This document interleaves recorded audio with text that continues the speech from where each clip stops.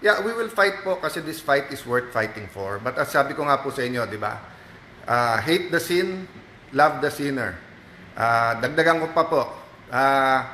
Love the sinner, hate the sin, destroy the sindikato.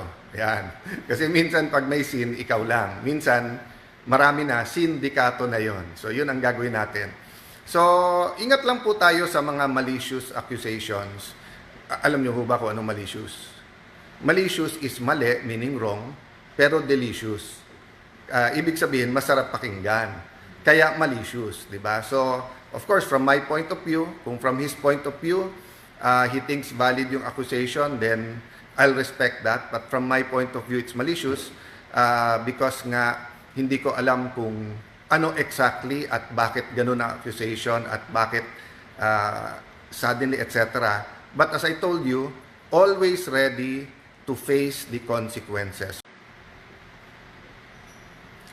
Magandang hapon sa akin Facebook friends and family. Good afternoon po sa inyong lahat. Praise God for this opportunity. Alam niyo po, ang isang opportunity parati sa Senate ay makapagsalita tungkol sa isang topic na relevant. Pag sinabing relevant ay yung akma, hindi lang sa panahon, pero ramdam ng ating mga kababayan sa kanilang pang-araw-araw na buhay. Napakahirap po magbigay ng SONA. So since 1998 po, nanonood ako ng SONA, whether ako'y opposition or administrasyon, at minsan po, syempre may pagkakataon din na hindi pumunta, pero pinapanood ko pa rin. So yung kontra SONA po, yan po ay pagkakataon naman na ang mga oposisyon, sa Senado po, pwedeng nasa majority ka, nasa minority, but usually yung minority leader, pero minsan dalawa, tatlo nagbibigay ng kontra SONA. Hindi to kontra in the sense na lahat ng sabihin ng SONA o ng Pangulo ay kokontrahin mo. Kung hindi, kumbaga, it's your turn naman to tell us what the state of the nation is. So I'm asking you for prayers because kung napakahirap magbigay ng SONA and you have all the statistics, all the research, all the resources, mahirap din po magbigay ng kontra SONA sapagkat minsan po, syempre, iba din nararamdaman ng OFWs, iba din nararamdaman ng nasa taga Mindanao, iba ang problema sa rural, iba ang problema sa highly urbanized, iba ang problema ng ating kabataan, iba problema ng out-of-school youth sa nag-aaral, no? But we try to find a common vision. We try to find a common plan of action towards that vision, and we try to focus on ano yung problema. Siyempre nakaka-distract, di ba? Pagka sabay-sabay at marami tayong iniintindi. So, I was just informed na may final si Senator Panfilo Lacson sa Ombudsman. I welcome that because in the same manner that I tell everyone that kailangan ng accountability, same din naman. Ang sabi ko lang naman, sa tamang venue, tamang panahon, and yun nga, para makatutok kasi malaman natin kung ano talaga accusation. Honestly, nagulat ako na i-compare sa Bulacan kasi napakalayo. Witness ang buong kababayan namin sa Taguig at lahat ng nagiging bisita ang produkto ng good governance for wala pa naman 20 years, no? 2010 till now, and ako 1998 till now bilang congressman.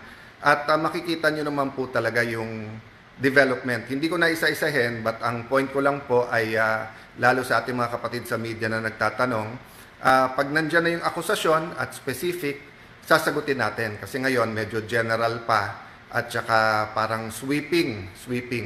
So, I cannot be distracted because may trabaho tayo sa impeachment, may trabaho tayo sa paglaban sa mga katiwalian, sa mga corruption issues, sa mga red tape dito po sa Hi Dulce, God bless you. Basalo, Lori, Ami Magatao, Nechki Ku from Singapore, yan, Grace Garcia, thank you po, thank you, Nelson Galeto Laban. Yeah, we will fight po kasi this fight is worth fighting for. But as sabi ko nga po sa inyo, di ba? Hate the sin, love the sinner. Dagdagan ko pa po. Love the sinner, hate the sin, destroy the sindikato. Yan. Kasi minsan pag may sin, ikaw lang. Minsan, marami na, sindikato na yon. So, yun ang gagawin natin. So, ingat lang po tayo sa mga malicious accusations. Alam niyo ho ba kung anong malicious? Malicious is mali, meaning wrong, pero delicious. Ibig sabihin, masarap pakinggan. Kaya malicious, di ba? So, of course, from my point of view, kung from his point of view, he thinks valid yung accusation, then I'll respect that. But from my point of view, it's malicious because nga hindi ko alam kung ano exactly at bakit ganun ang accusation at bakit suddenly, etc. But as I told you, always ready to face the consequences. May cost parati po talaga ang lahat ng ating pakikibaka, ang lahat ng ating struggle, maging opposition, mga administrasyon. Dito sa kontrasona, I will give good faith, di ba? I mean, hindi madali humarap sa buong bansa, lalo pagka meron pong crisis na sunod-sunod, di ba? I mean, after 2021, 22, patapos pa lang COVID, pumasok yung Russia-Ukraine conflict, then ngayon po yung Iran-US Israeli conflict, tapos nandiyan pa nga yung problema sa flood control, sa corruption. So napakarami pong mga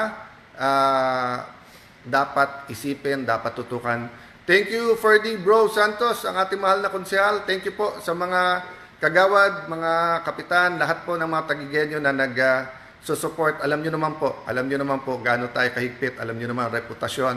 Alam nyo naman kung saan kami may responsibility at wala. But ang point ko po, mga kababayan, the same matter na sinabi kong tutukan nyo itong lahat. Tutukan nyo impeachment, tutukan nyo flood control, tutukan nyo education, tutukan nyo ganyan. Tutukan nyo din itong issue na to kasi nga you deserve to know the whole truth, and I believe through the proper process, di ba? Lalabas naman yung buong katotohanan. Jojo de Guzman ng Connect TV Hong Kong, magandang hapon sa inyo. So guys, may final edit pa ako dito sa speech kasi nga pinanood namin magkakasama yesterday. So we had to meet pa after. Thank you sa aking staff. Halos midnight na nauwi. Muna ako umuwi para nga magising na maaga then to finish this. But may meeting pa kami ng minority senators para nga i-analyze din ano yung mga priority bills at paano susuportan, ano yung dapat suportahan, ano dapat yung unahin. God bless you guys. Thank you and thank you sa prayers lahat and may all the glory be to God. So guys, maririnig nyo mamaya Jeremiah 29:11, for I know the plans I have for you, plans to prosper you and not to harm you, plans to give you hope and a future. So kung may katabi ka ngayon, sabihin mo sa kanya, maganda plano sa iyo ni Lord. Maganda plano ni Lord sa ating bansa. So kahit anong pagsubok ang ating hinaharap, dapat upbeat tayo because God is good all the time. God bless you guys.